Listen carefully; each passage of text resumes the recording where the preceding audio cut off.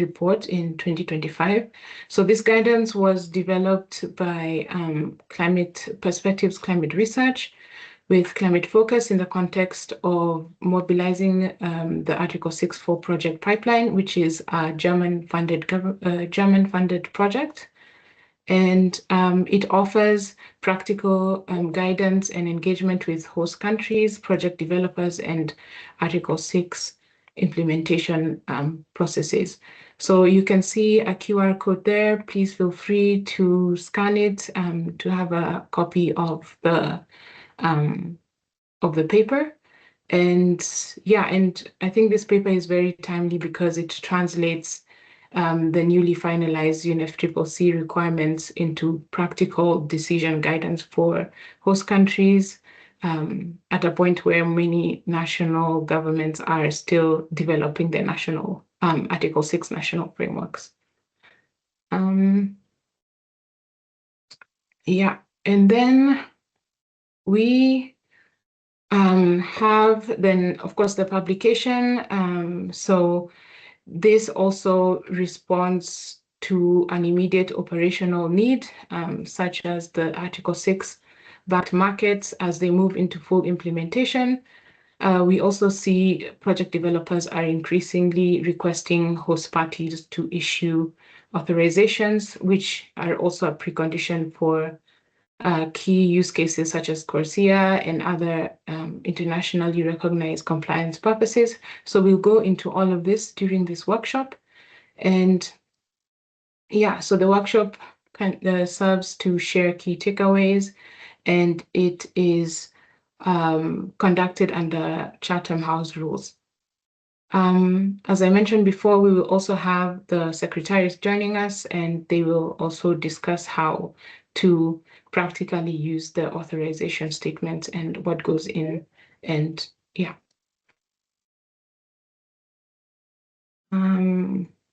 So what is the state of play and key uses for ITMO authorization and corresponding adjustments? So host party authorization of ITMO transfers is a first step towards preventing double counting, as it commits the host country to perform corresponding adjustments to their annual emission balance as it's reported to the UNFCCC. So authorization is therefore not only an administrative formality, but it's also an NDC accounting decision. So once an outcome is authorized and first transferred, the host party must exclude that mitigation from its own NDC accounting by a corresponding adjustment, which is the core integrity logic behind authorization. So we'll go into all this detail in this workshop. So you might have heard Baku decisions, but at COP29, the decision moved Article 6.2 into operationalization, especially on first transfer and registry-related guidance. So the COP29 outcomes highlights the adoption and gave clarification on critical elements to enable implementation and transparency. So some of these things that were finalized was the rules on authorization.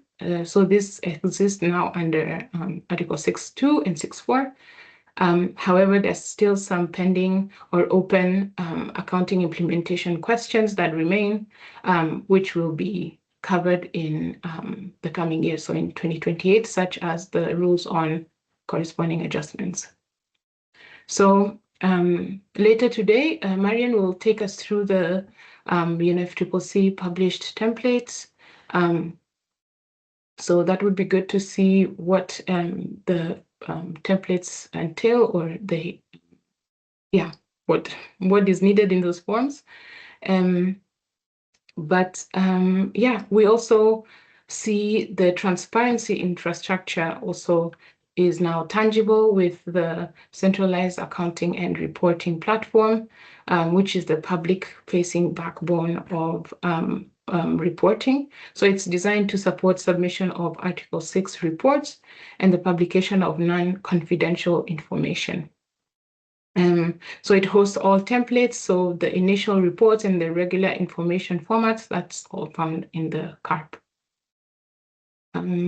Yeah, so because authorization is at the point at which host country commits to corresponding adjustments, for ITMOs, it requires an internal assessment, but we see host governments are often pressured to authorize early by project developers and market demand, especially since authorized units with prospective corresponding adjustments can command a price premium.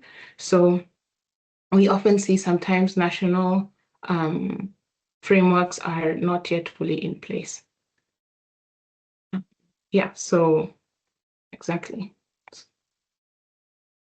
And then here we see how a carbon credit turns into an ITMO. So this is now the process of authorization. So Article 6.2 provides guidance for trading ITMOs. So the internationally transferred mitigation outcomes from Article 6.2, cooperative approaches and applying to all types of carbon credits. So the boxes on the left show the different carbon market mechanisms. So we see the GCM through the bilateral crediting mechanisms. And then we have the PACAM, and then we have the voluntary carbon market and other government-to-government transfers. So mechanisms, all these mechanisms differ in how they generate and track units. But at the moment, a unit is authorized and internationally transferred as an ITMO. The same ETF enhanced transparency framework that I mentioned before, reporting applies. So regardless whether it originated from the PACAM or the VCM or another carbon market approach, this ETF reporting applies. So once a host country authorizes this emission reductions for use as ITMOs, it must submit an initial report and then an annual regular information under 6.2. But my colleague Stefan will speak to that a bit later. So the image here on the right kind of defines what an ITMO is. So it's a real verified and additional unit. And these are often emission reductions or removals, also including mitigation co-benefits. And they are measured in tons of carbon 2 dioxide equivalent and other non-greenhouse gas metrics. So when a host country authorizes credits, it can be used towards another country's NDC or other mitigation purposes such as COSIA and other purposes, for example, of voluntary offsetting. Another key element here is on the first transfer. So this is the trigger for applying corresponding adjustments. So authorization must come before first transfer. So this is very important.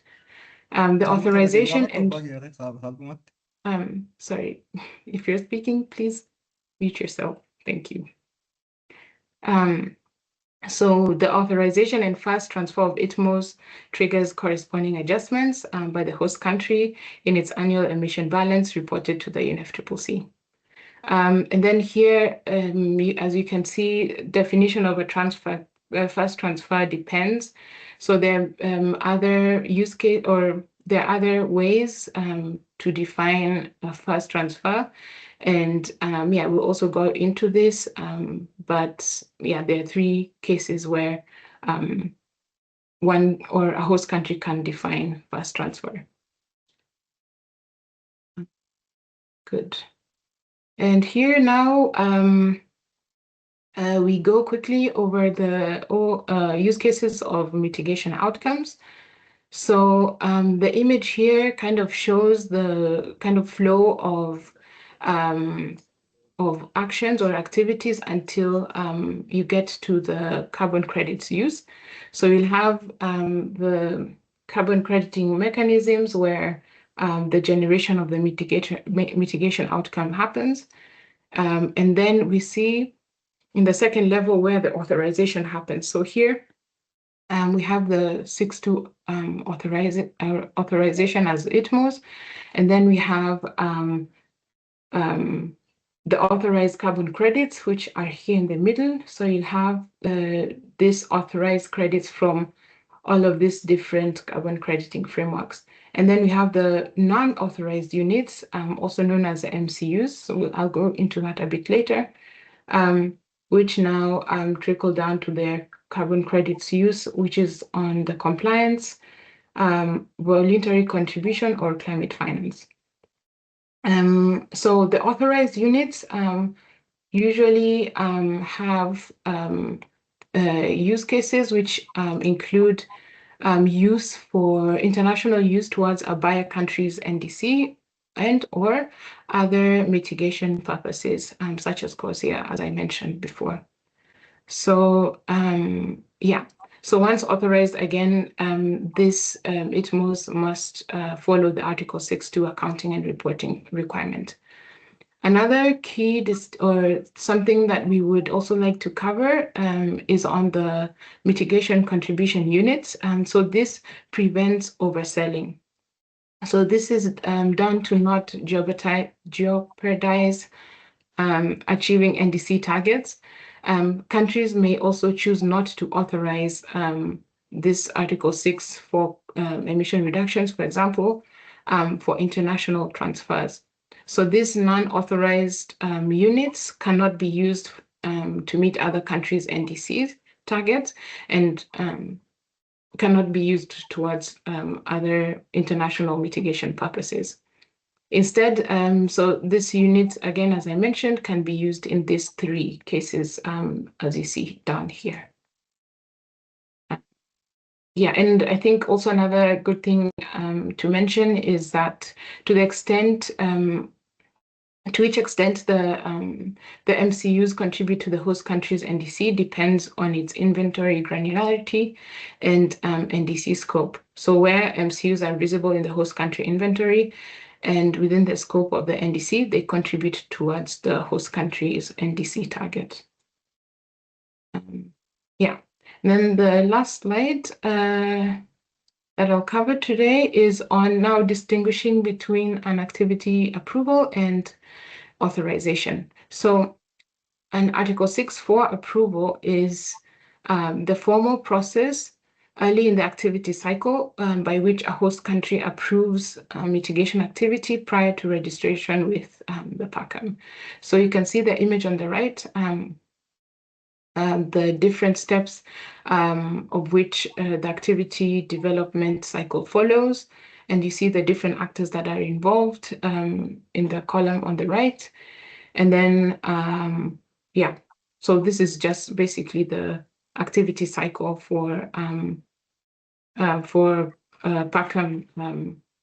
credits or PACAM projects, activities, yeah, so approval of mitigation activities is mandatory under the 6.4 mechanism activity cycle, but it is not mandatory under Article 6.2.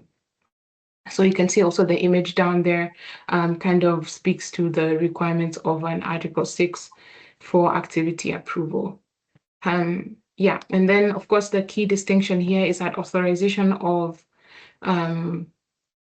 credit of carbon credits is a separate step and mandatory for carbon credit to become an ITMO. So it commits the host country to apply corresponding adjustments. So yeah, it is a formal step which now then determines the mitigation outcomes that becomes ITMOs, and then a corresponding adjustment yeah, is done. Yeah, and also another thing is that often people confuse the letter of approval versus the letter of authorization. So again, these are not to be confused with yeah, authorization. Rather, it's a separate step. Yeah, so next, I think I will hand over to my colleague Stefan, who will take us through the next set of slides. Thank you. Thank you, Paris. Welcome everyone also from my side. My name is Stefan Hoch. I'm a partner at Perspectives.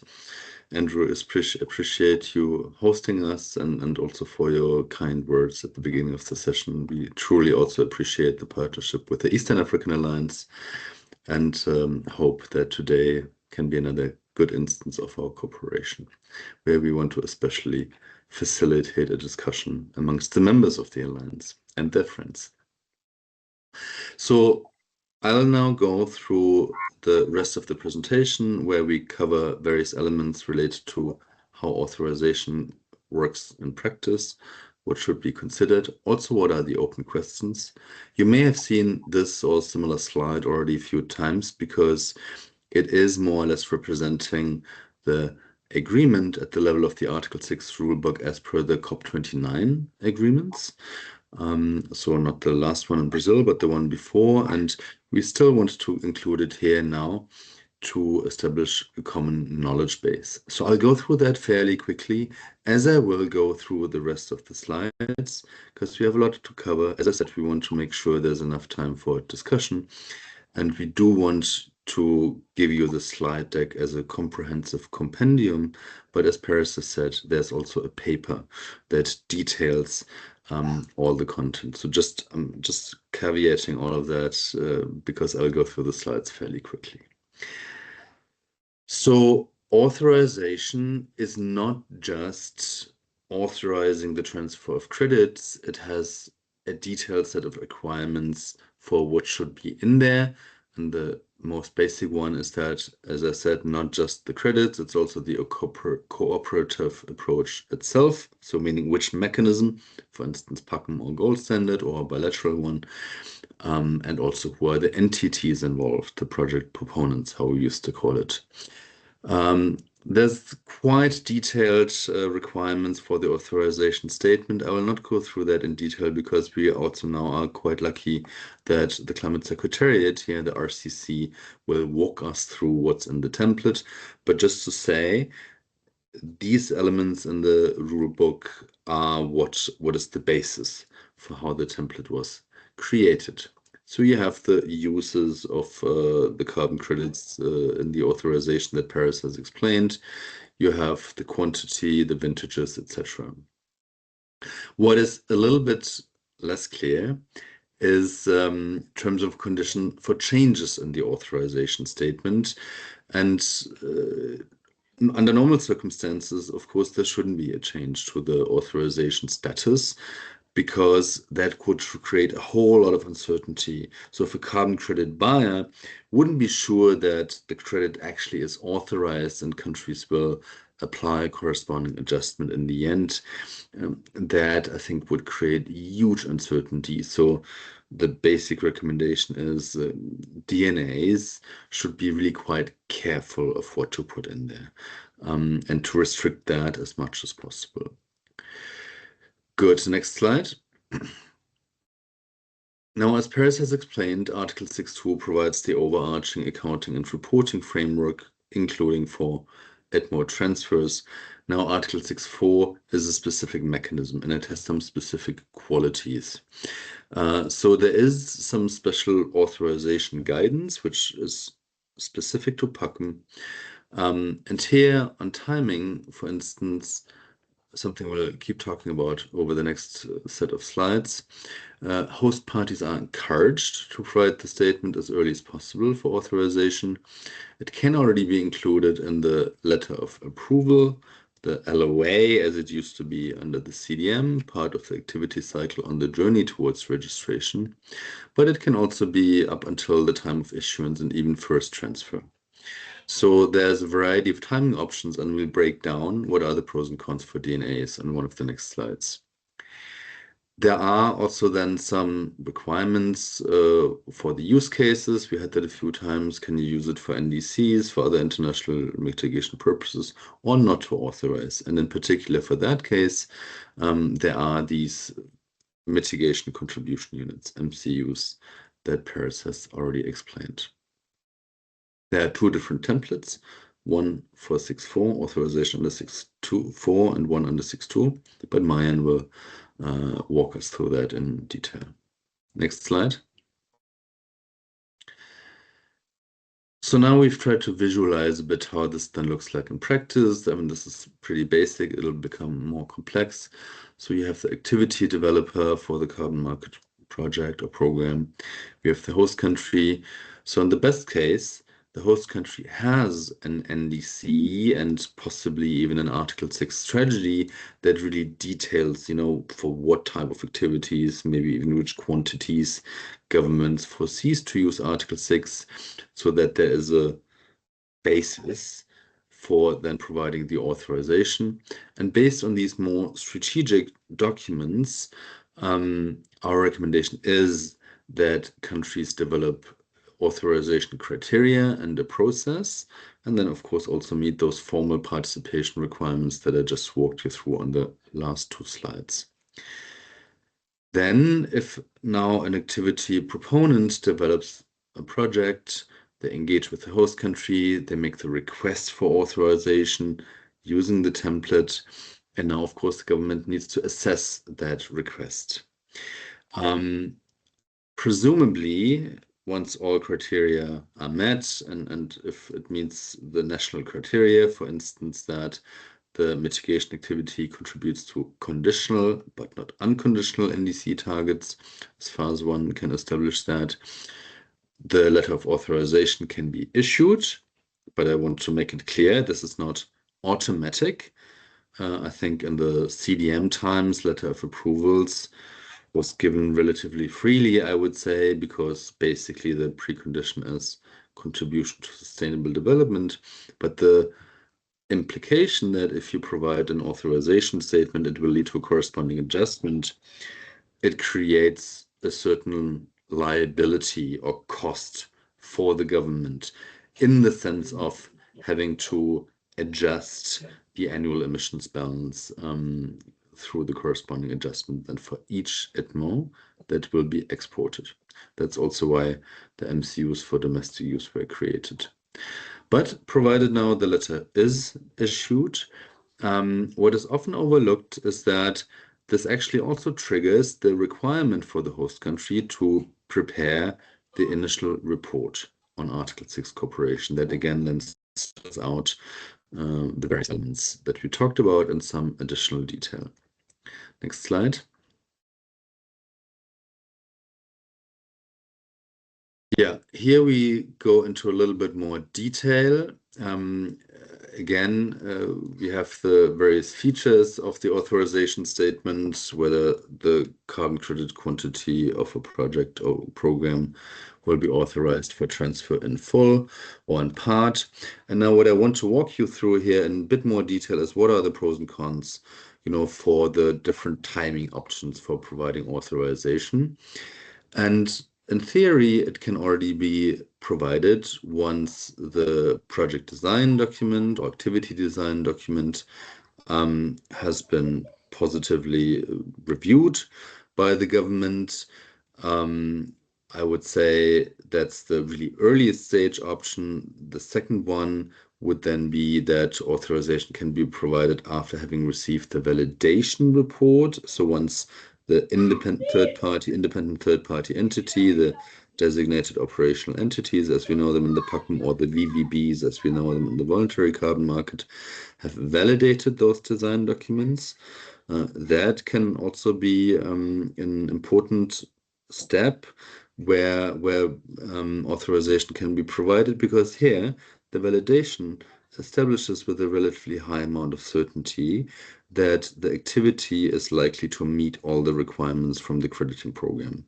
So I would personally not recommend to provide authorization at the stage of receiving the PDD, because we don't know yet what the auditors will find. And we have seen in the past, that certain share of activities were rejected because they were found to be non-additional, for instance. So you don't want to have something like that authorized. But once the validation is positive, that can already be a good basis for government also to rely on.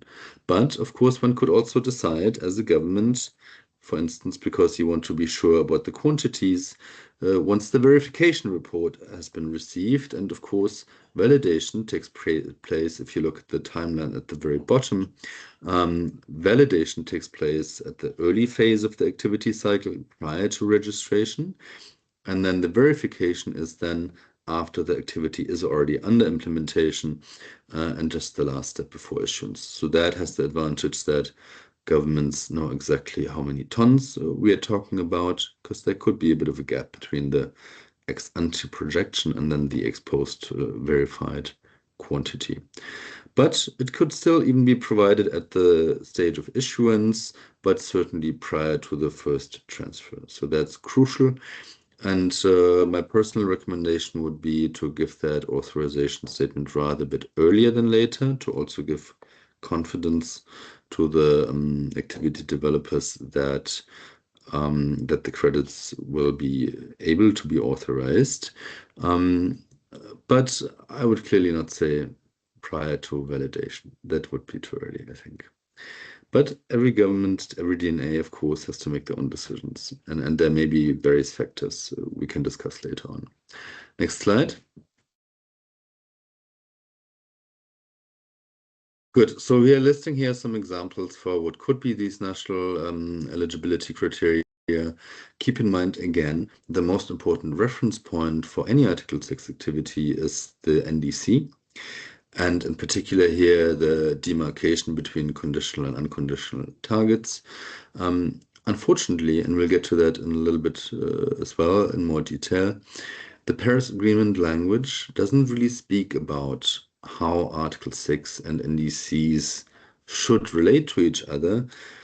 There is, of course, the general language on ambition raising and so on, but it doesn't exactly give a precise guidance to the DNAs on how to make that connection and how to develop the criteria. So one needs to come up with its own solution. So every country has been thinking about that, and I think the Alliance is an excellent place to exchange experiences on how this is currently being done, maybe also what the open questions are, and I'm hoping we can get to that in the discussion later on, that there's a bit of an exchange here also among the various sets of experiences. So the most obvious one is that the national eligibility criteria should include that mitigation outcomes originate from the host country's conditional NDC target. Why is that? Again, it's not formally codified, but most countries have chosen to specify which NDC elements are unconditional, meaning they can achieve it with national resources, and which ones are conditional on various types of international support, which include capacity building, but also provision of finance, including from the carbon market. So that's why conditional target, and then one could, of course, also think about, the various cost levels of different activity types. Countries have the incentive to keep the low-hanging fruit, the cheap mitigation options for their own NDCs, and then to authorize the more costly ones for authorization for ITMO transfers. What is quite important is that these emissions or removals are attributed to the activities are reflected in national inventories, because remember, the corresponding adjustments have to be made in the annual emissions balance in the biannual transparency report, which is based on the inventory. We'll get to that again as well. There could be additional criteria, the long-term targets on the journey to net zero, best available technologies, but also sustainable development impacts and other priorities governments choose to elevate. What many countries have done, and what I also think is a good idea, is to develop green or white lists for that list, and give some clarity and visibility to the project developers also which activity types countries intend to authorize. Next slide. So this visualizes a bit the journey. I'm speeding up a little bit now so that we make sure we have enough time. So this is more or less the sequence. So we have the scope of the Article 6 use and the strategy. We have developed a national authorization process, criteria, and then also the ability to provide the statement. What comes next then is that countries also need to choose the accounting approach. Most countries have single-year NDC targets that needs to be annualized, and then there needs to be tracking and reporting arrangements. We'll not go into that today because that's really revolving around how to do corresponding adjustments. I want to make sure in particular here the sequence and the relationships are clear, but we'll stay focused on authorization today. Next slide. Exactly. So this we can, I think, skip for today. We have established that corresponding adjustments are in the BTRs. So I think this is more or less just, again, a repetition. So let's skip that. And here you can see a little bit of visualization of this principle of corresponding adjustments. It's also fairly well known, I think, to most of you, but in case you have come across it for the first time, we just want to show also visually how does that look. So what you can see here on the left-hand side is the host country and its NDC and greenhouse gas inventory, and on the right hand is the buyer country. So you can see that the inventory emissions, the baseline emissions before the activity, is what you have here in dark blue. So you have the NDC in red, that corresponds to the BAU emissions. Then we managed to reduce those and therefore have a lower set of emissions, what you see in the third bar here with these red dots. And so that emission volume that has been reduced, that can now be authorized and exported to the buyer country. And then the adjusted emissions balance after the corresponding adjustment, that is now going up again, equivalent to the amount of authorized ITMOs that have been transferred. And now the really crucial issue is, what does that mean for NDC achievement? And it's not very clear from the Paris Agreement. That's a big source of confusion. But we would argue, and we'll lay out some principles on the next slide, that if a country has made their targets conditional on international support and carbon markets are a specific form of support, then countries will have achieved their conditional NDC targets even after the ITMOs have been transferred. But this is not straightforward. Next slide. Yeah, again, this is a specification of the last slide. So let's go next. Here are these principles. And I want to make clear, in contrast to slides presented earlier, this is not the multilateral rules as per the Paris Agreement rulebook. This is our proposal as an input for discussion on how to deal with the unresolved questions that the Paris Agreement rulebook leaves us with, namely that the Paris Agreement doesn't talk about conditional and unconditional targets, and it doesn't talk about exactly how countries should establish the link between their NDCs and authorized carbon credits. So what we're basically putting forward as a basis for discussion is quite simple principles. So first of all, unconditional NDC targets shouldn't generate ITMOs. They can generate MCUs, they can generate carbon credits as long as they're used within the country. Why? Unconditional targets are supposed to be achieved with domestic resources. Very simple. Now, conditional NDC targets may generate ITMOs if additional activity level assessments have been done. So the additionality check, all the other checks and balances that we know from the carbon market activity cycle. That is important because the NDCs are quite high-level projections, and we cannot get around the activity level assessments. Now, the next principle below, what I already said, conditional NDC targets in our view should be achieved even if a corresponding adjustment has been made, because it has been a conditional target in the first place, and the carbon market requires making this corresponding adjustment. But that's why it's so important also to really follow these principles on real, permanent, and additional mitigation outcomes. Because additionality determines that there wasn't any type of other support. Otherwise, it wouldn't have been additional.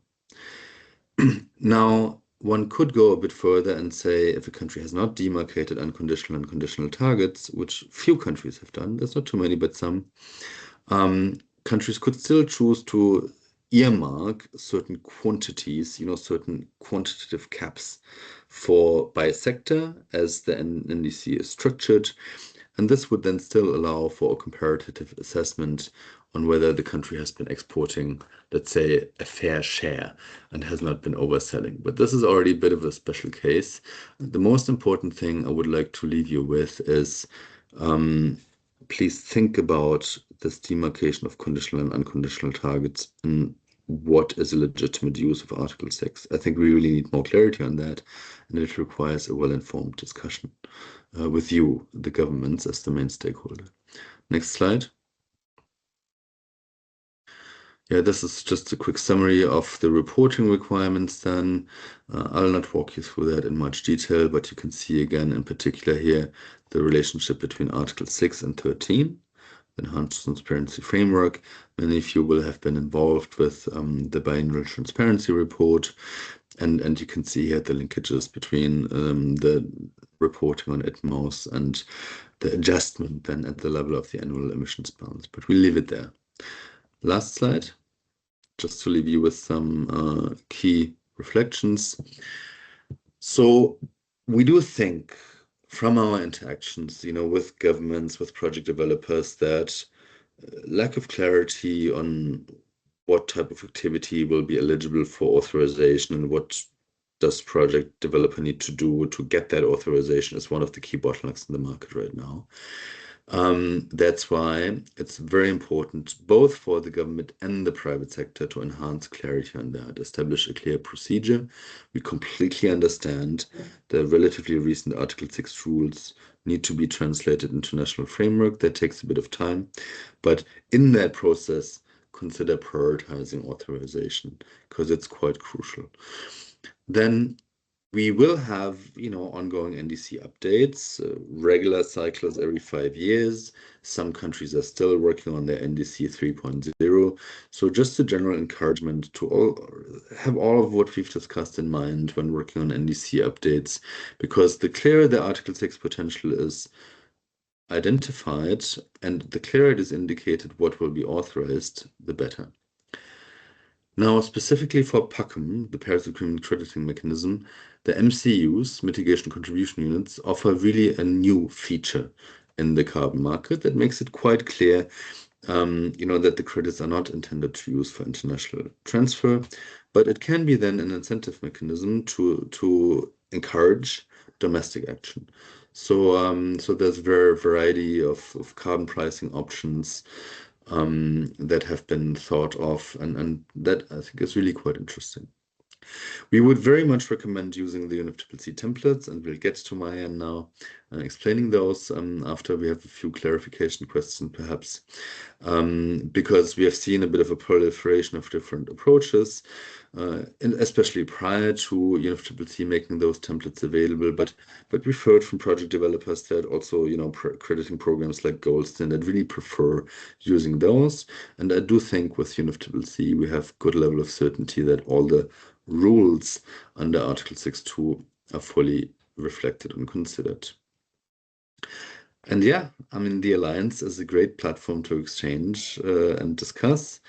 I'm very much looking forward to that.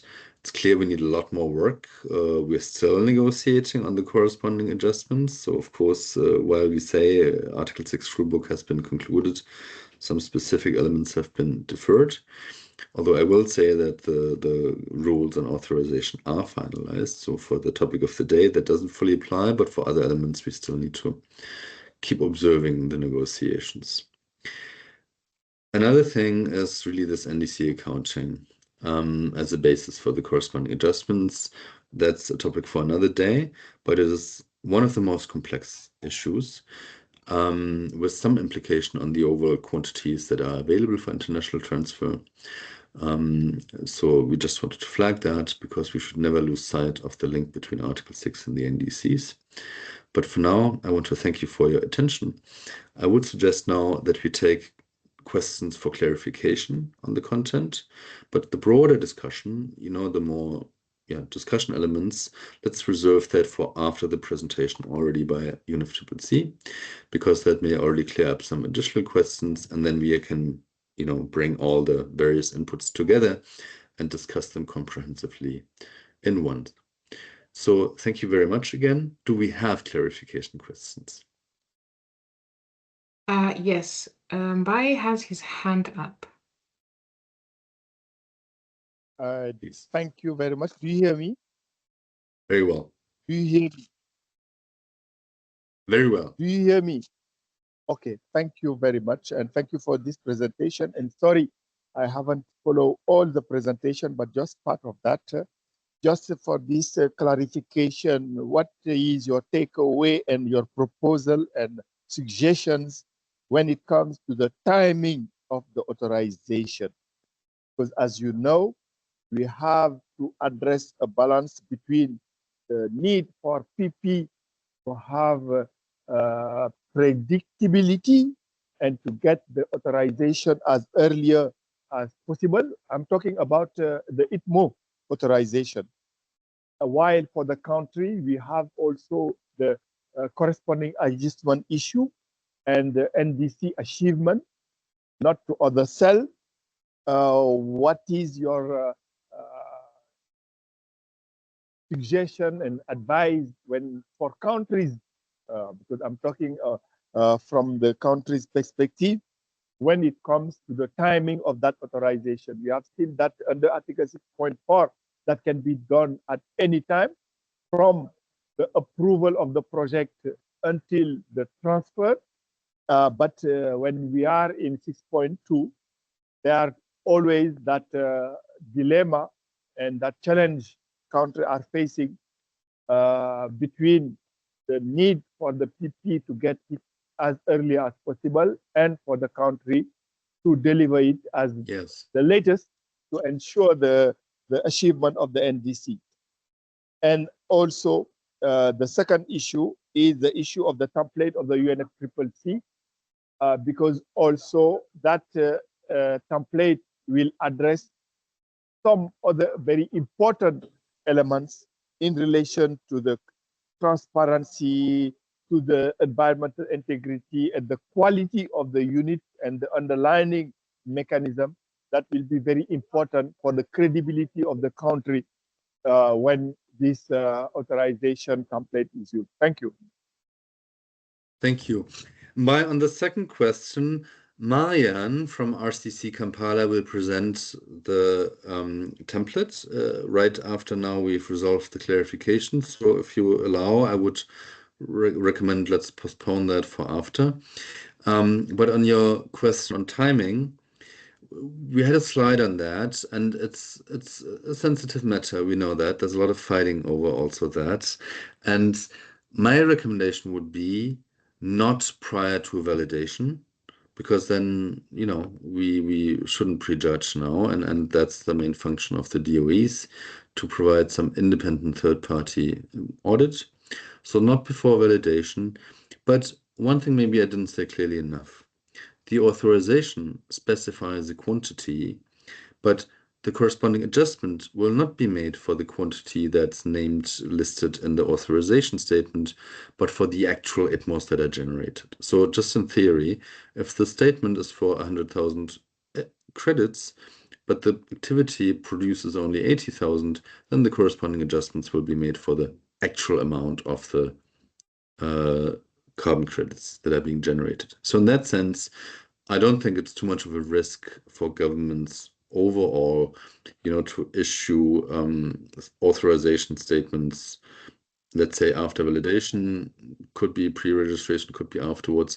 I don't think there is really a need to wait until after verification to have the exact precise amount, because of what I explained. But yeah, it's a sensitive matter, and there may be additional features to consider. Thank you. Very quickly, I think in the chat is another question. Yeah, so the first question from Zachary, I think we've addressed on the timing. So yes, yeah, that's perfect. Then there was another question. Sorry, I think there's someone's mic on. Thank you. Okay, let me see if I can see.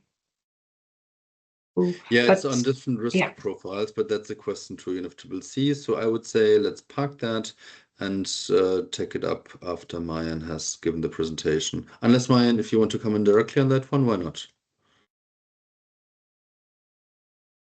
The question is, there's different risk profiles Yes, for I'm different just activity searching for the types. question, but if I may suggest, I would leave the question to the end, questions to the end. Yes, I thought so, yeah, initially as well. You mean the one from Zachary, is that correct?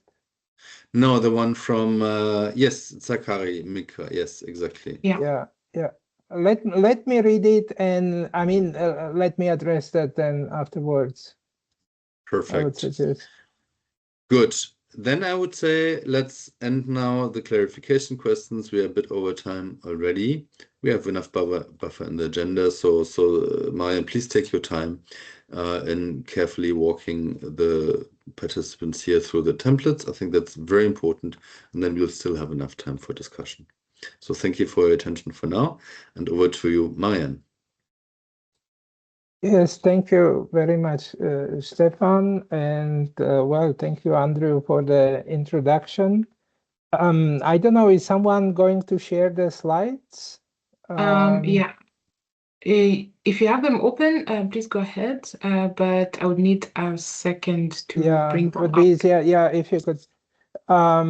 Yes, well, my role here is very small, just to guide you through the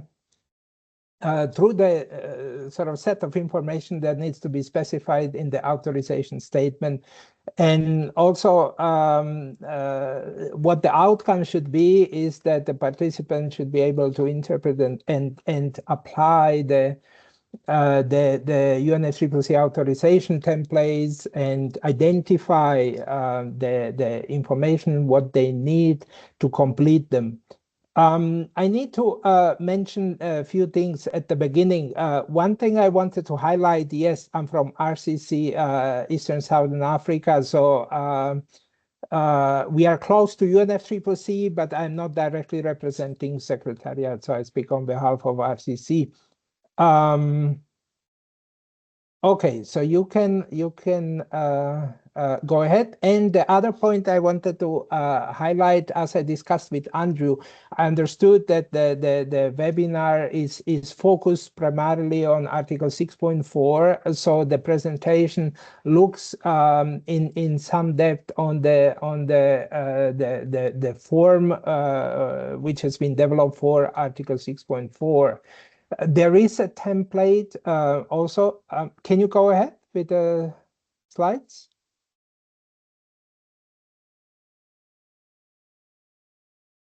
Maybe just put the presentation mode. I think it's on presentation mode, is it not? Okay. Oh, wait, let me just fix that. Sorry. No worry. So there is a template also for 6.2, which is voluntary. Nevertheless, we very much recommend parties to use that template. But this presentation, I will focus on the Article 6.4.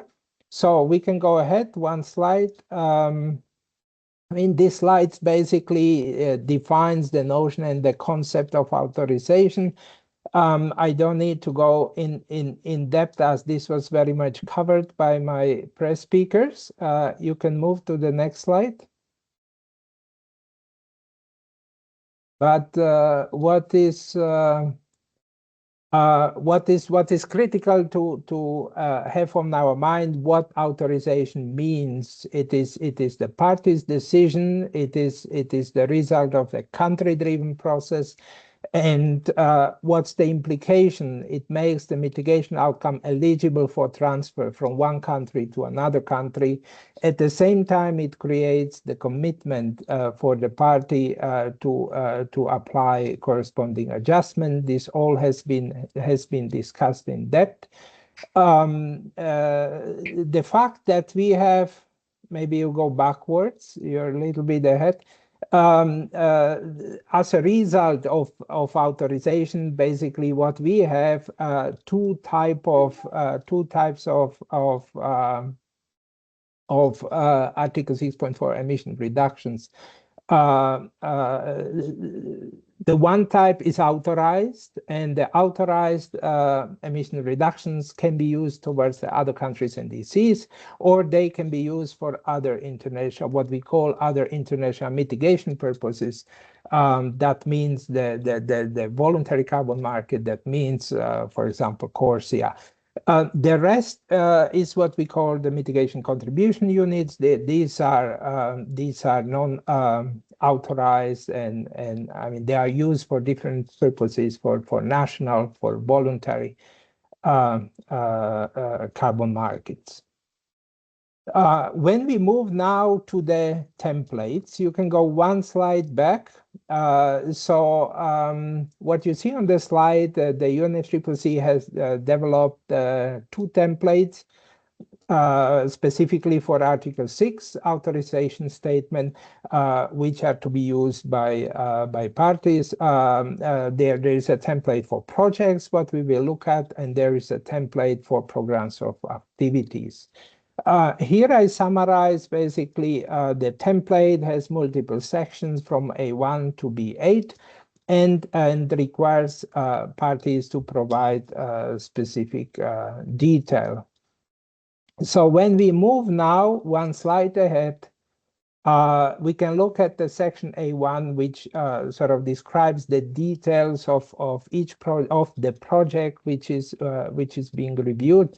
I mean, for authorization, the DNA or the party needs to provide a title, the reference number which is issued at the registration, the mitigation type, methodology, and the sector which is covered by the project, and the activity type.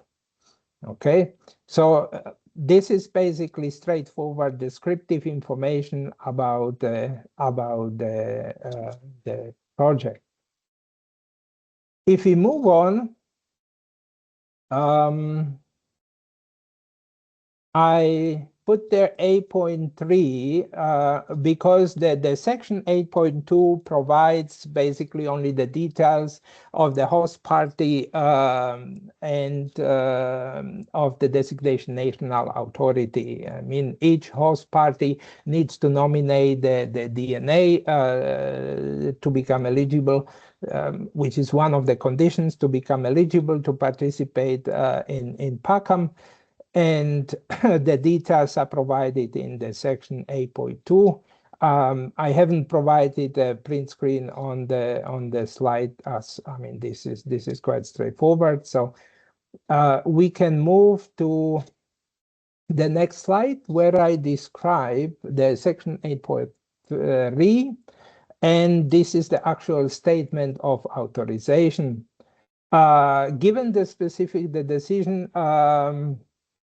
The party has choice. The party can decide whether it authorizes the A6.4 ERs in full or in a part. Okay, it doesn't need to authorize the 100%. The host party can also decide that any of the A6.4 ERs get authorized. And the third option in this section is that the party can declare, or it can allow, that mitigation contributions, the A6.4 ERs, are issued to the specific activity, and it can note that the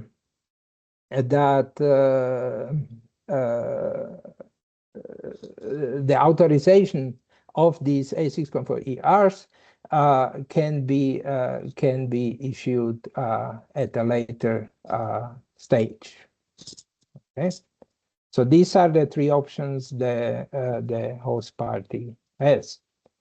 When we move on, as next, I put the B4 as the, we are now moving to the section B.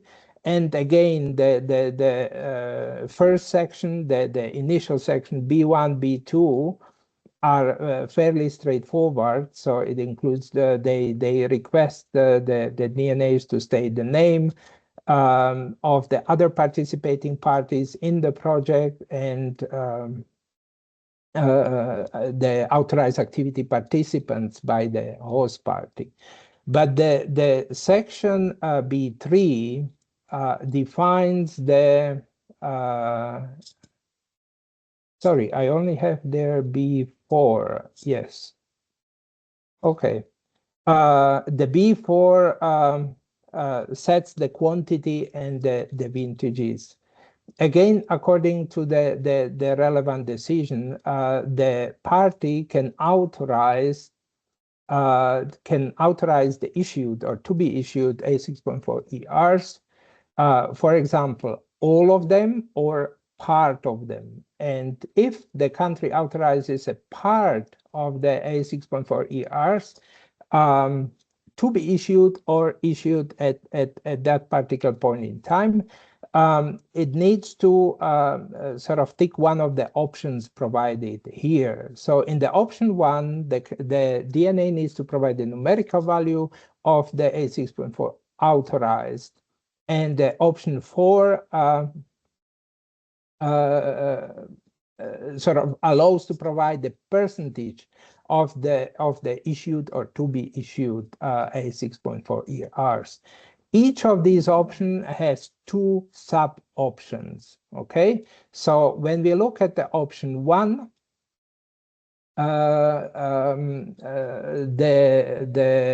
the party is actually authorizing the A6.4 ERs per year of the crediting period. And in the sub-option 1B, the party authorizes a share per crediting period. So, the number per crediting period. Okay. In the option 2, you also have 2 sub-options in sort of percentage terms, that the percentage of authorized A6.4 ERs per year of this particular crediting period, or the percentage authorized A6.4 per crediting period. The option 3, what are countries expected to provide here are the vintages of the year when they're sort of were produced or when they emerged. So we are at B4. We can move to B5.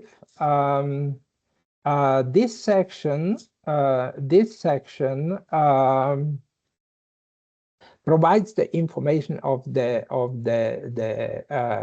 purpose, for what purpose the host country decides to or has decided to authorize these particular quantities of A6.4 ERs.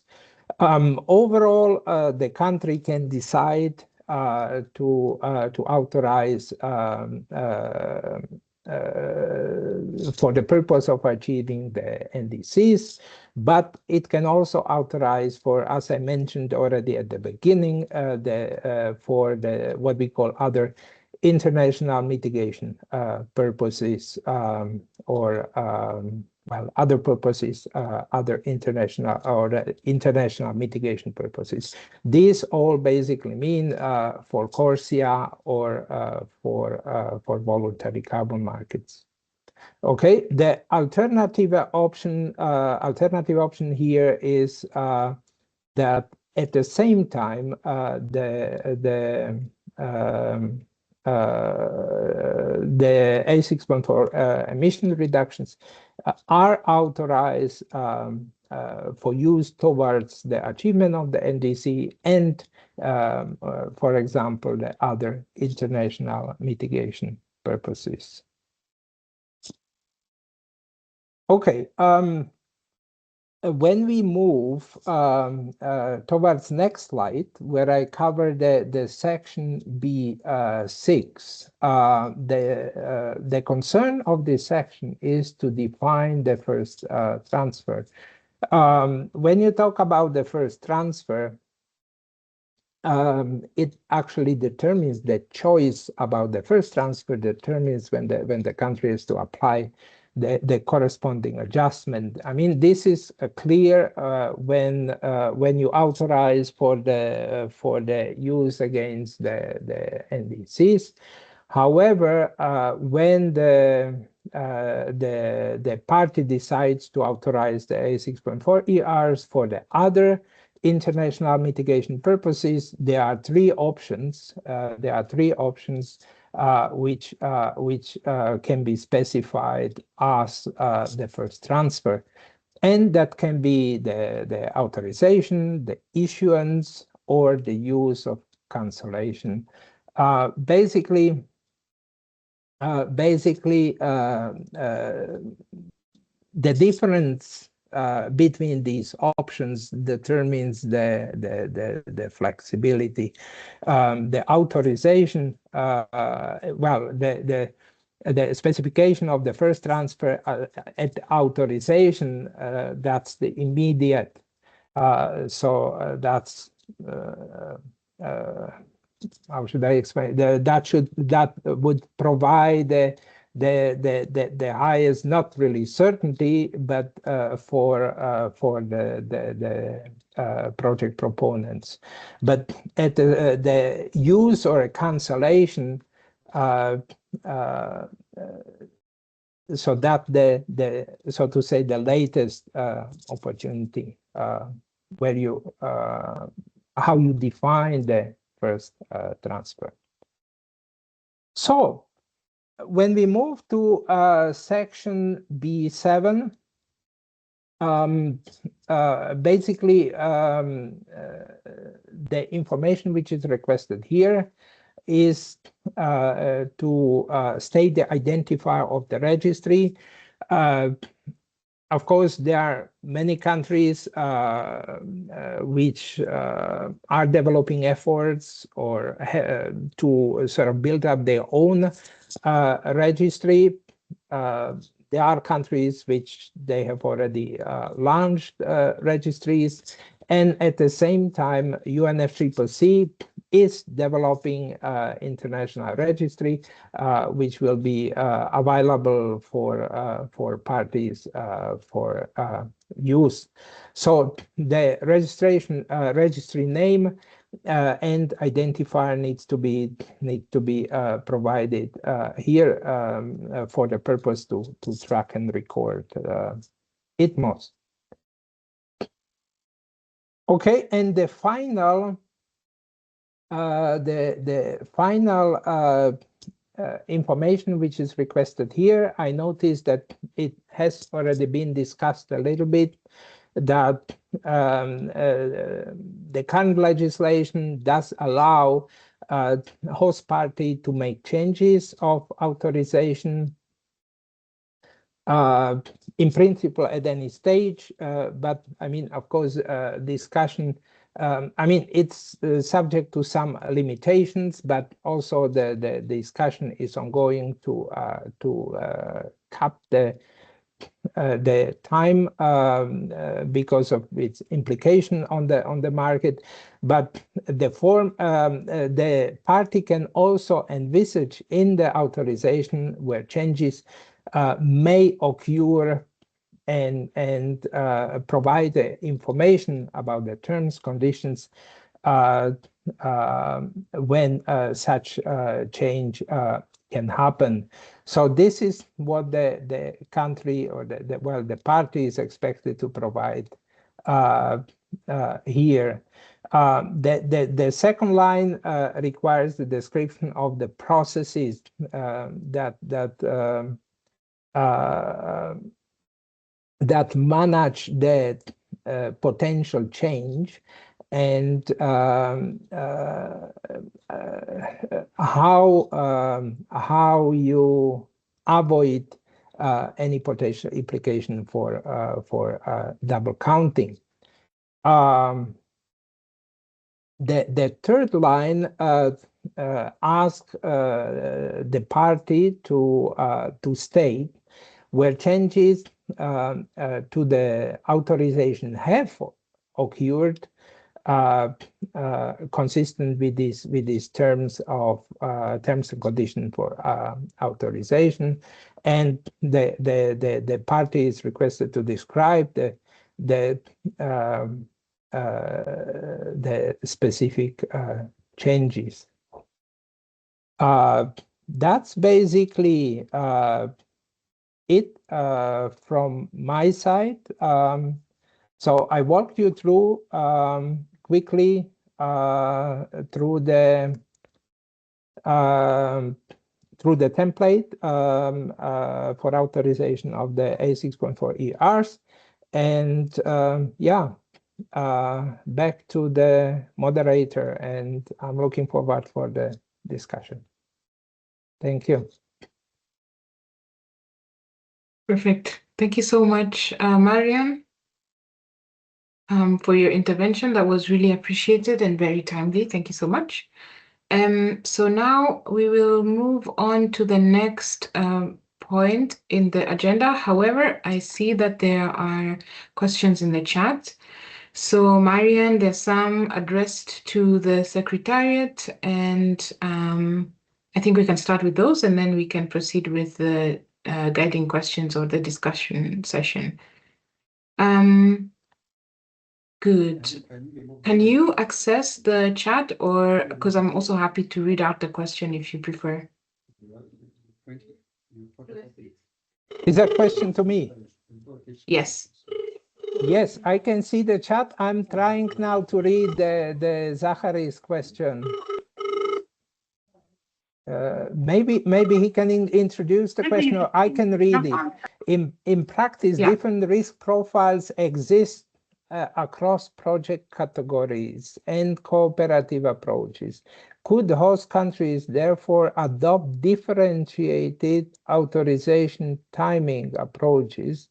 For example, providing authorization after validation for bilateral Article 6.2 programs where there is a strong intergovernmental certainty and commitment to implement, while reserving authorization until verification issuance for higher uncertainty, such as Corsia-linked project, or are countries expected one uniform?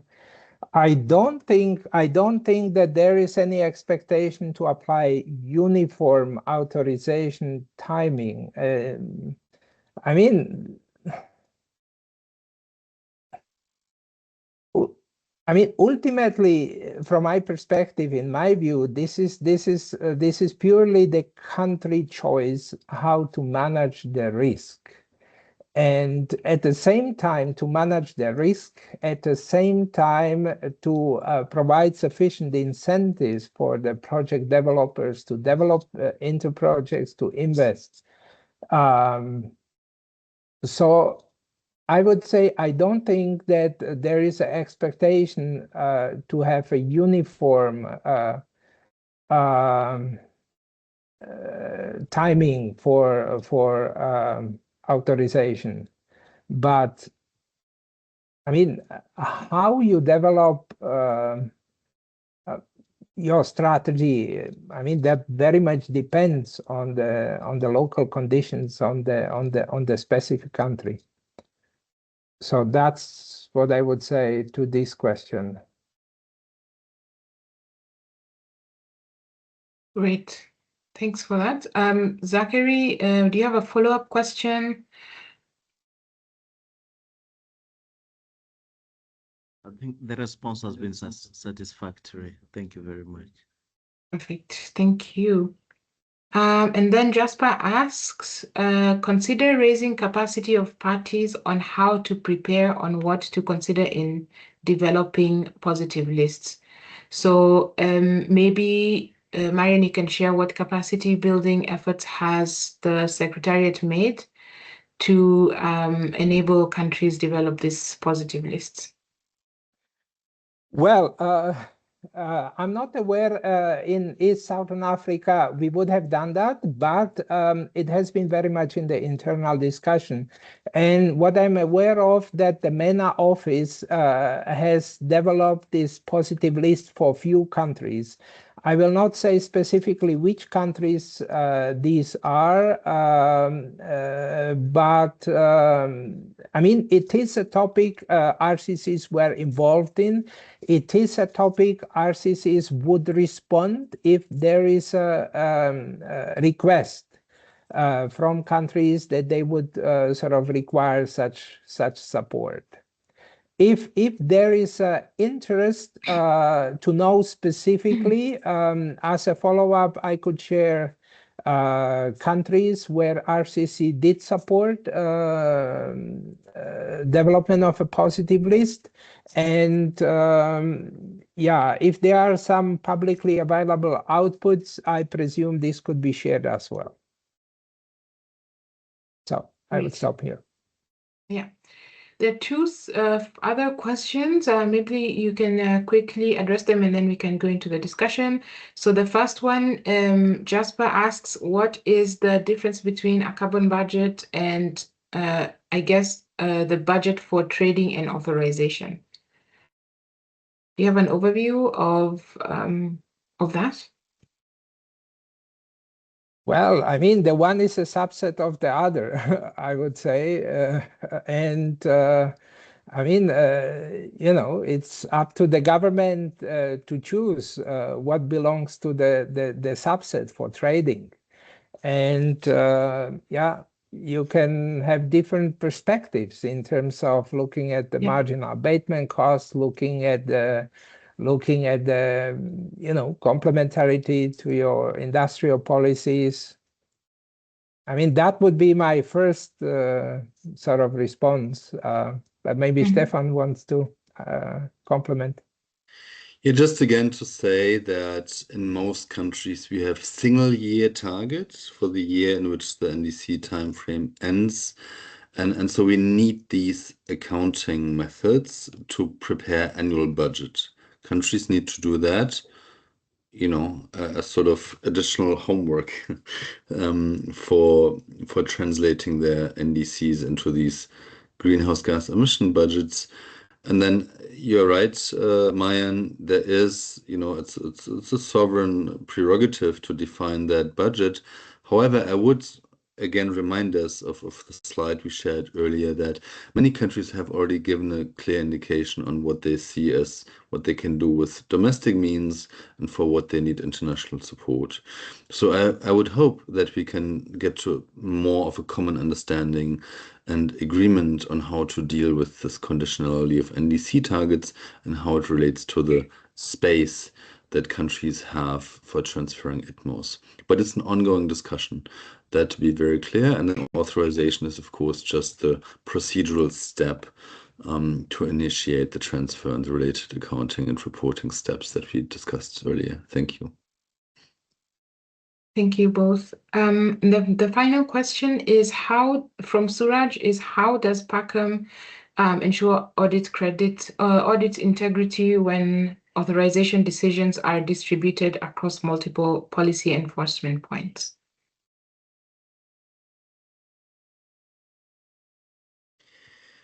So I'm guessing this refers primarily to multi-country POAs or potentially also the situation where you may have, you know, a federal governance architecture and you may have subnational and national governments and so on and so forth.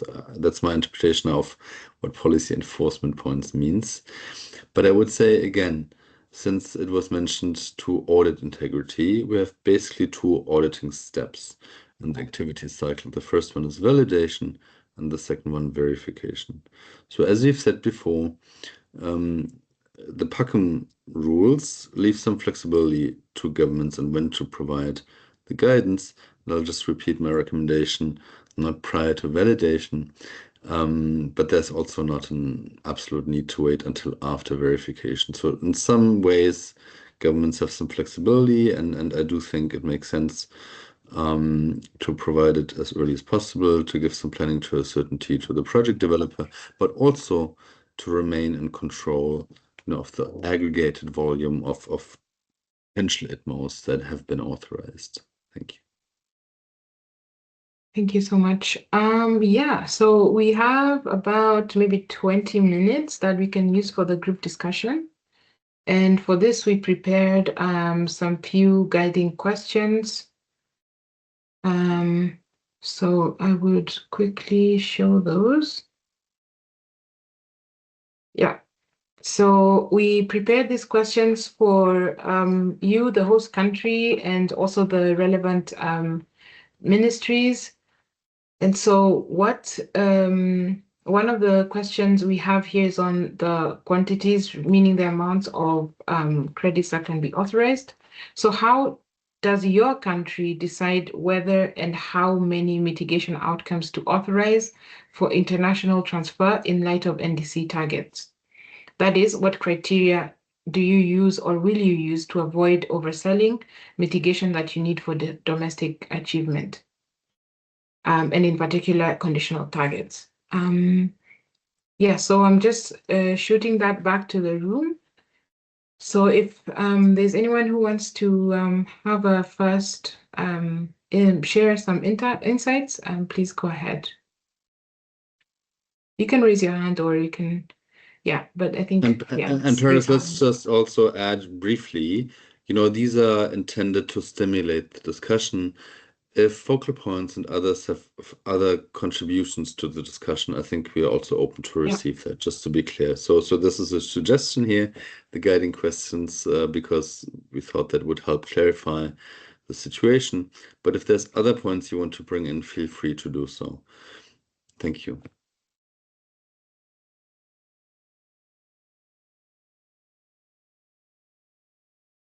Yeah, and also you can feel free to answer any one of the questions. If the first one, maybe you have no idea or no information at the moment, feel free to answer any one of these questions. Or yeah, happy to hear those too.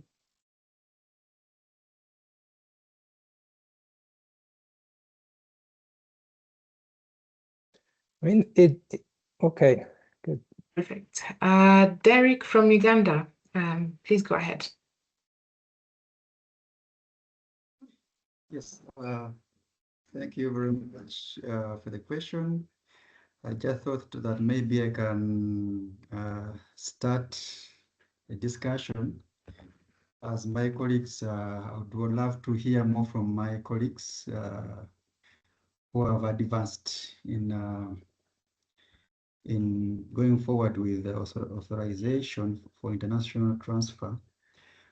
Yes, but of course, for Uganda, we are basically in the process of updating our NDC, and we understand that for us to come up with a clear criteria on how to really portion what should be transferred and what should be retained, you need to, your NDC has to be really aligned by stating what is, by having, first of all, the NDC prescribing the carbon budget, what is there for us to transfer, and the conditional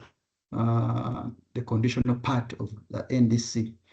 So we understand that going forward, we need to have that into our NDC, and we are apparently looking towards having that kind of arrangement to guide us on what should be transferred under the conditional targets.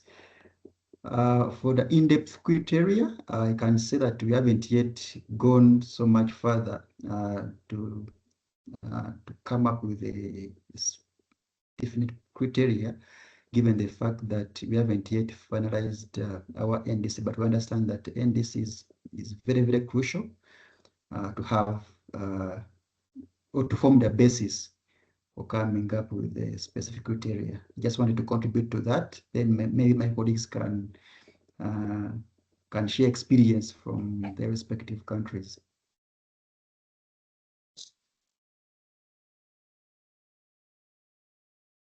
Thank you very much.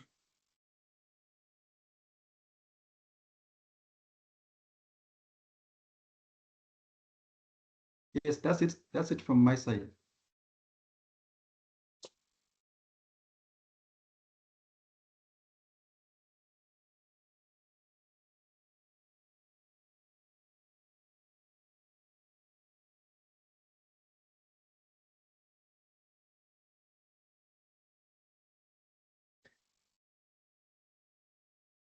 Good, then I think we currently don't have any other hands up.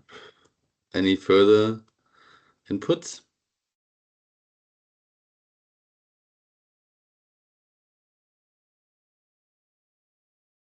I do want to also add that while focal points of the Alliance are from ministries and often the DNA, again, we are discussing here under Chatham House rules, and I think we can also speak in personal capacity for the purpose of sharing experiences and observations, just to be clear.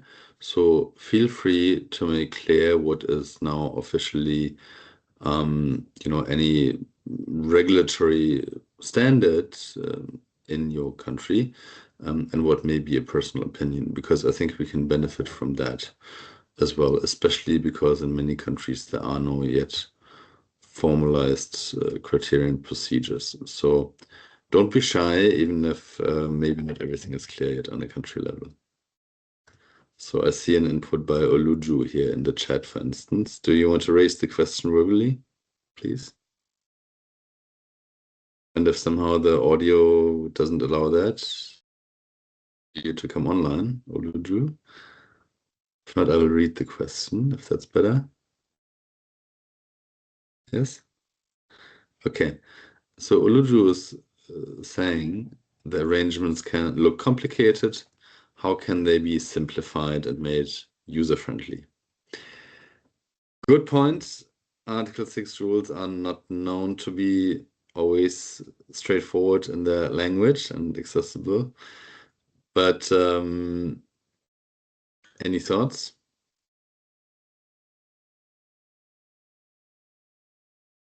I mean, one thing clearly is, what we've discussed, that if there's a positive list, at least there is a relatively straightforward indication of what countries will approve. Because if you don't have that, and the NDCs are still not so clear, the current generation and previous generation of NDCs, we'll also hope that improves over time, but there's a lot of fuzziness, a lot of uncertainty. Now, what I'm not so optimistic about, to be honest with you, is that, the preparation of the BTRs and tracking all the different kind of ITMOs that are flying around between different registries, that will be to some extent a challenge to track. I do think the UNFCCC infrastructure, particularly the international registry that Mayan has mentioned, will greatly help. But and you can do additional things like, for instance, establishing standardized baselines, that make it clear also at the national level, that governments are in support of certain methodological choices, standardize that. So there's a variety of ways, but none of them are really new. I mean, all of these things we already have some level of experience with, standardized baselines, positive lists, etc. And then I do think, the more clarity and transparency that can be provided on criteria governments are intended to use, the better it is. I mean, the template may be a bit of paperwork, but I think that's, the difficult stuff are making the decisions, what to put in and what not on the accounting approach and so on. But otherwise, yeah, I think we'll gain and build that experience over time. Yeah, and if I may add as well, and it's good that Marian is here with us, the Secretariat also has capacity building work programs that are specifically targeted at assisting countries in implementing this Article 6 rules. So that would be a good resource to kind of start and see how these rules have been made simple, or I guess more digestible for host countries. But yeah, Marian can also speak to the work that's being done on capacity building. Well, yes. I mean, if I can add, there is a strong priority or strong focus currently on making the PACAM work, addressing the emerging legislative framework. UNFCCC is very much supporting countries to go along this path. We do have program on the CDM transition. We try to talk to all DNAs on CDM transition. I mean, there is lots of resources, knowledge products online, which can be accessed effectively at any cost and looked at. But I think also, you know, on one side, we can talk here about baselines, about positive lists, but I mean, the question is, how, to me, what's the perspective of countries? It is also important that DNAs come back to us and kind of say, okay, this is our goal, this is our small step forward.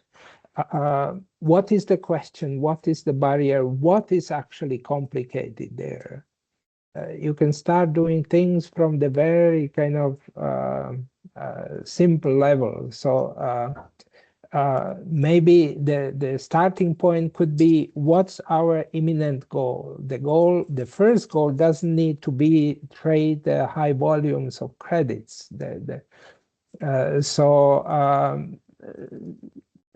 In this context, I would sort of ask this question, you know, how won't countries decide, or what blocks you from deciding, or what specifically, I don't know, capacity is missing?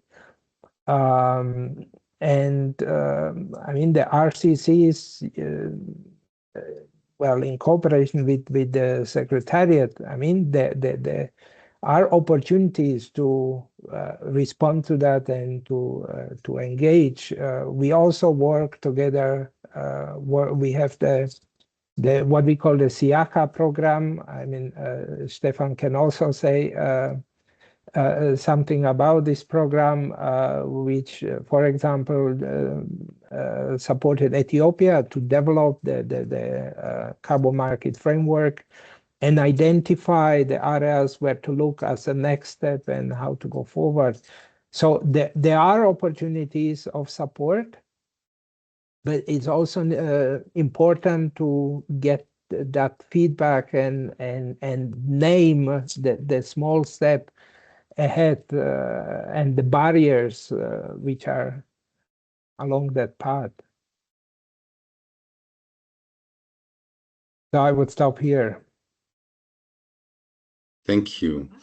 I would really be very interested to hear from DNAs and focal points on whether there is already an approach, you know, what's in there along the lines of the questions we have here. But I think it would really be great. And I would again encourage you to be quite open. And I would also encourage you, by the way, to, you know, also add, you know, additional inputs that we haven't provided now. It's really meant to stimulate a discussion, establish a common knowledge base, but then think on how to actually operationalize it. Be really good to have also not only the technical expert perspective, but also the country level perspective. So if anyone can volunteer to speak about that, would be super helpful. Because I know many of you have that a certain level of experience, at least in the room. Otherwise, we need to start picking someone.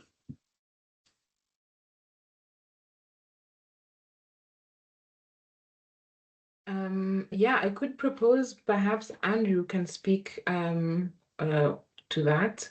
I believe he's engaged with the host countries and could maybe present a more, I don't know, general view of what host countries are speaking about authorization. But of course, if there's one who's brave enough, please go for it.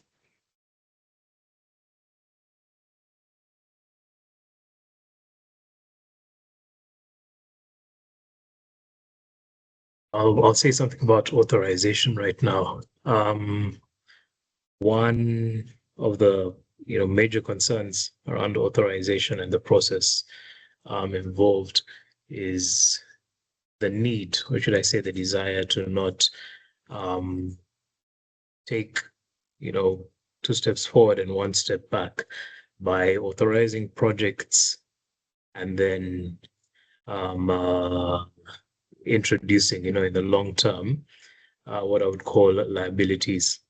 This is outside the process. It's in consideration of the greater, NDC and accounting framework, the commitment framework that the countries have made. I mean, that said, as partners, I mean, together with the Eastern African Alliance, together with our partners at GIZ, we're currently involved in a project that aims to, should I say, unpack, the NDC commitment process, how it affects Article 6 commitments, and also providing countries guidance on how to best consider the two, plus probably potential strategies to make best use of the carbon markets frameworks that are available at the moment. In a number of countries, the regulations are still being formed because this is a highly technical field. Despite completion of policy frameworks, it's a machine that continues to move. The policy framework process continues to move forward, and the procedure forming framework continues to move because these regulations are new. Towards, should I say, mid next year, the end of this year, mid next year, there will be much more clarity on these regulations, especially because before anything is done, it has to be approved at the national level. So I mean, broadly, that's where the thinking is. We would have to strengthen those frameworks and enable countries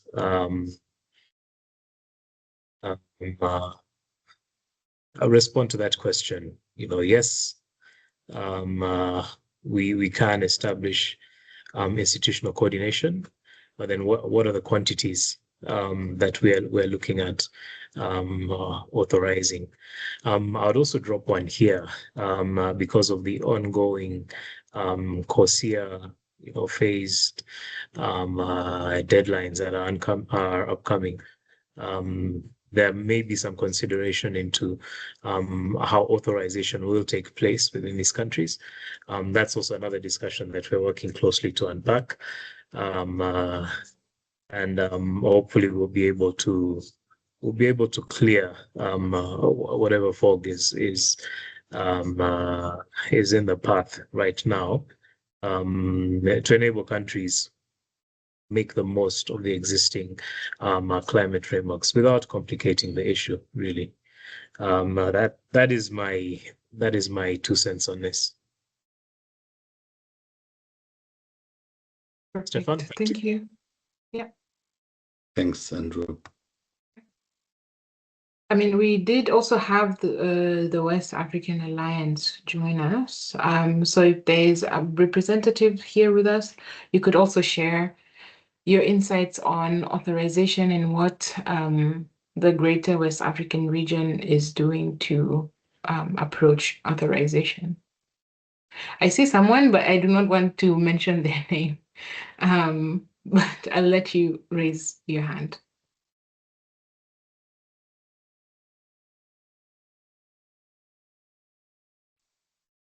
Hello.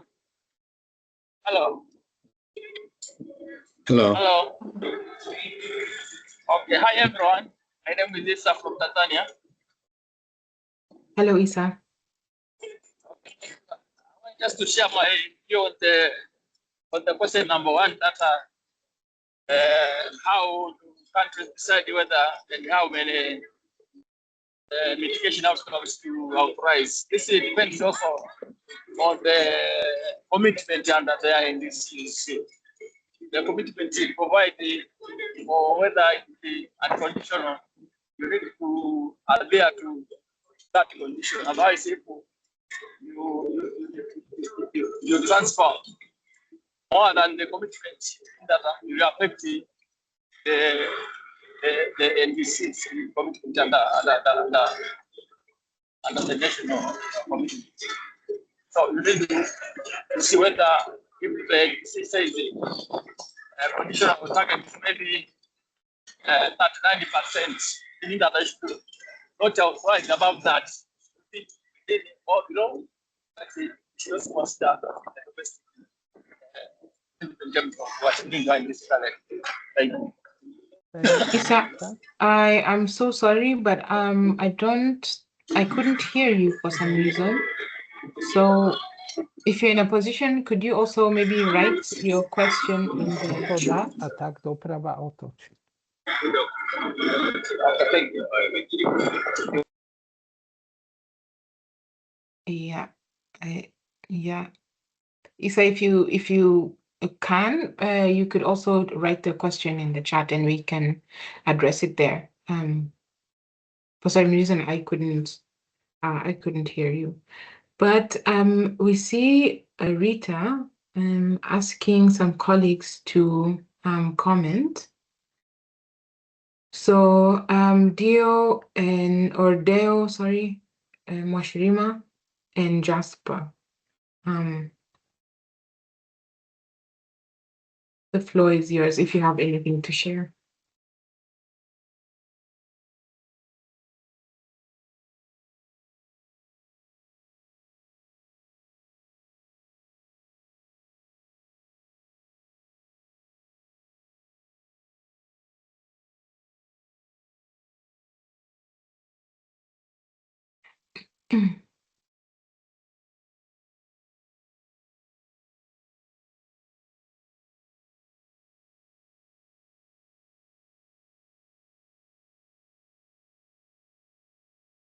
We have a few more minutes before we need to wrap up.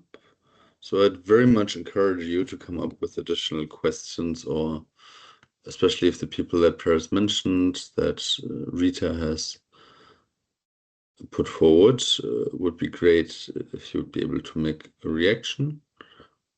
But if others also have any inputs they would like to voice, please do so quickly so that we can cover your questions.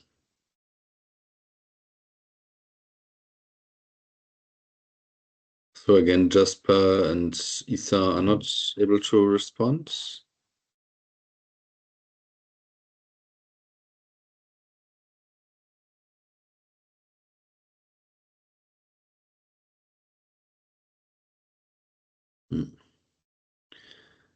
Derek, would you mind just very briefly, since you took the floor earlier, very quickly giving us a short, like 30-second overview of what the status is in Uganda right now? Yes, thank you very much, Stephen, and I hope you can hear me very well. Yes. Not so much of my internet stability here. Yes, as I gave you a short and the status, apparently we cognizant that for us to avoid the risk of overselling, of emission reductions, or transferring yeah, of course, it's more overselling. We need to have our updated NDCO, the NDC 3.0, which we are currently trying to come up with. The issue of clarity in terms of the amount of the clarity on actions, mitigation actions under condition that we shall be subjected for transfer is still pertinent, and that is at the center for us to ably participate and to avoid issues concerning overselling of ITMOs. However, I also understand that it doesn't stop at that. I think at one point to come, we shall need to come up with a stepwise approach on how we can make decision towards the specific amounts to be transferred. And that's where I think most of us, we are basically having the need for capacity building to really be in a position to quantify, to make informed decision making.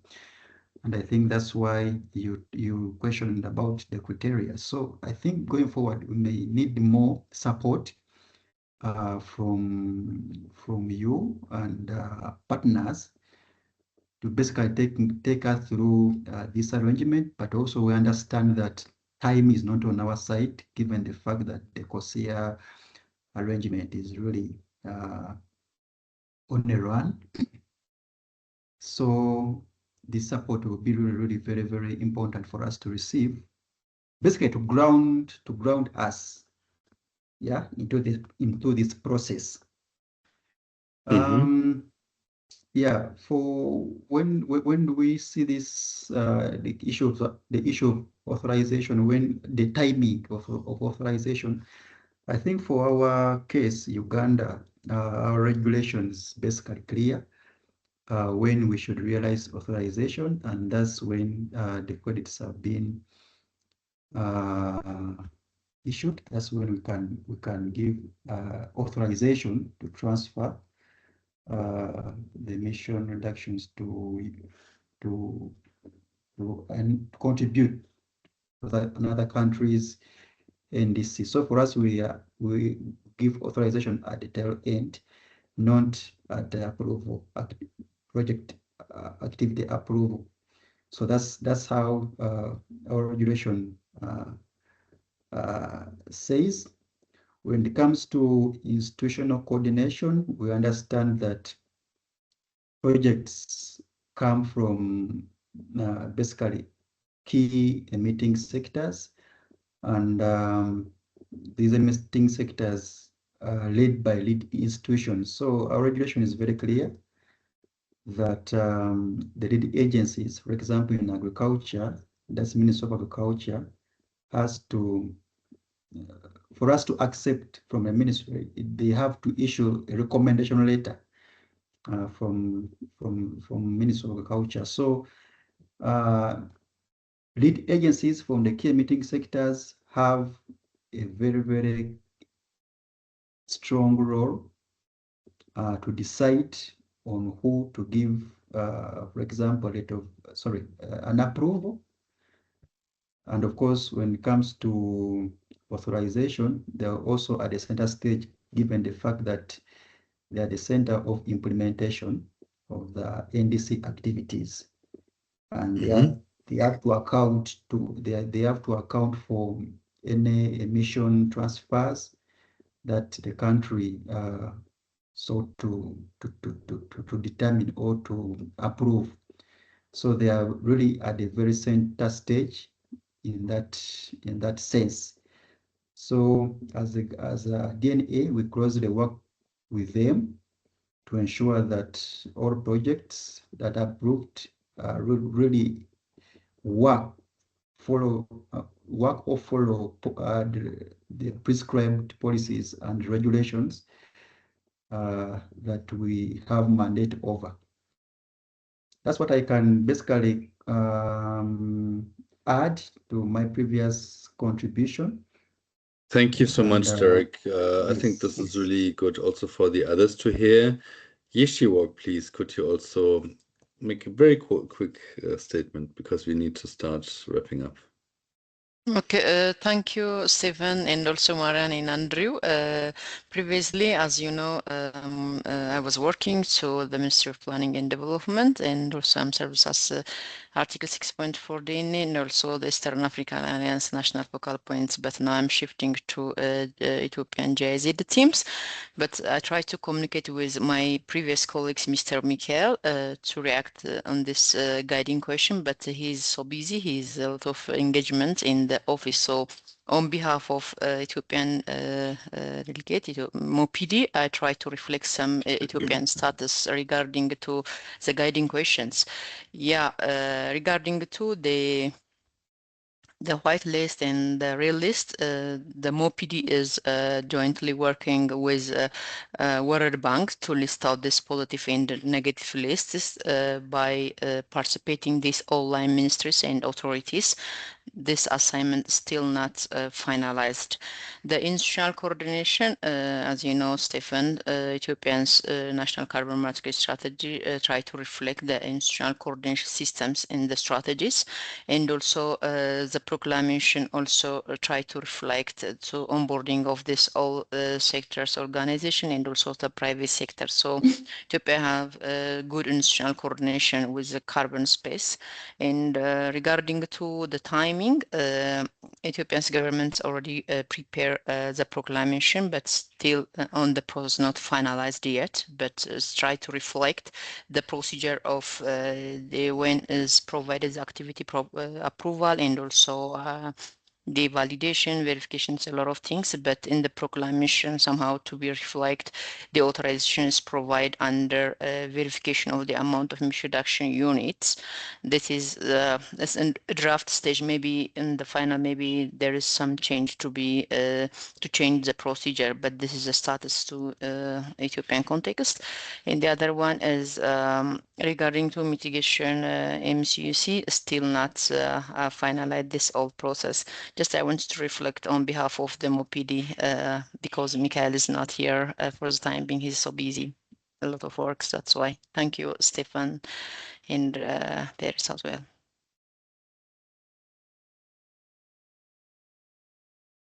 Thank you very much, Yeshi, for a detailed summary of the current status in Ethiopia, and also congratulations on your new role.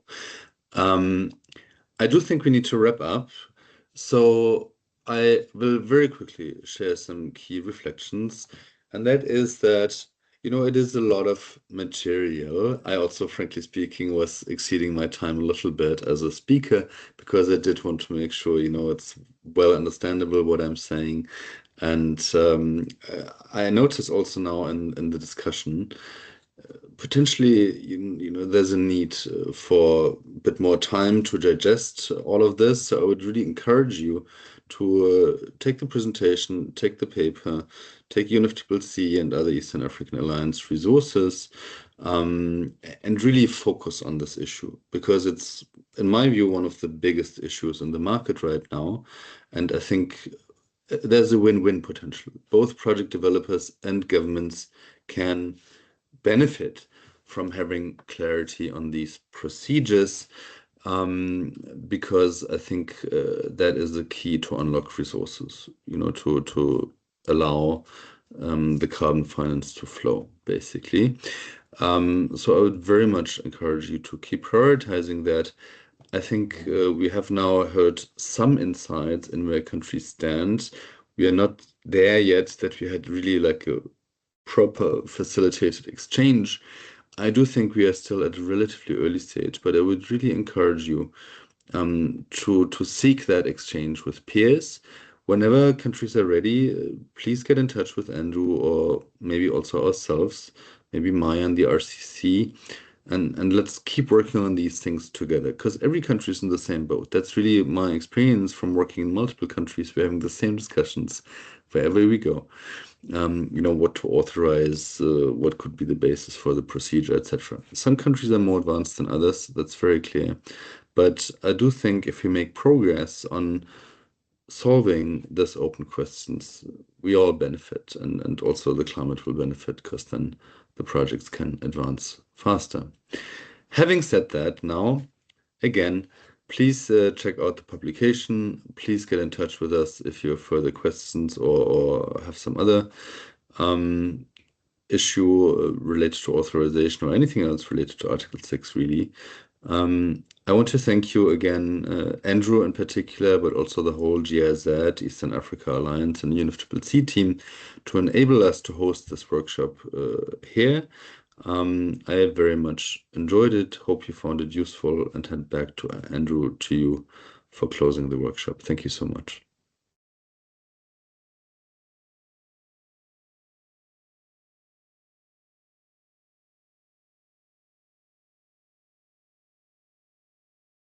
More you actually close the workshop, but I think it was a very good presentation. I appreciate you and Paris for having put together a lot of the technical work. I think it's been quite a bit of work to put this together, and having been on the sidelines, I have observed that. I appreciate you, Marian, also for coming in at the last. There are a lot of priorities on your table right now, and I'm very well aware of that. But you gave your time. One or two individuals who hardly get as much constantly involved in making sure these webinars are a success. Vincent Ngoleni and Solomon Atepo from the Global Carbon Markets Program, together with Rita. Thank you very much for your time and for your input into the preparations. To the members of the Eastern Africa Alliance, the Southern Africa Alliance, very well represented today, and the West African Alliance as well, very well represented. We thank you so much for joining us on this for these 2 hours. We went slightly over time. I apologize for that. But as we close, just two things I'd like to highlight. The Eastern Africa Alliance. As Eastern Africa Alliance, we aim to do monthly engagements. At the moment, we're actually doing 2 at a go, and which is thanks to some of the strong partnerships and the desire to actually see work moving in the region. That's how we're able to achieve it. The next conversation we'll have will be, again, focused on a very practical session. If you pay attention to what comes out to your mailbox, one, but also to the notification we'll provide on the Alliance LinkedIn page and the website. There will be an invitation and a registration link. Just look out for it. I think it will be an interesting session as well. But to you all, thank you very much for a good evening, well spent. And I will close this. Have a nice one, everyone. Cheers.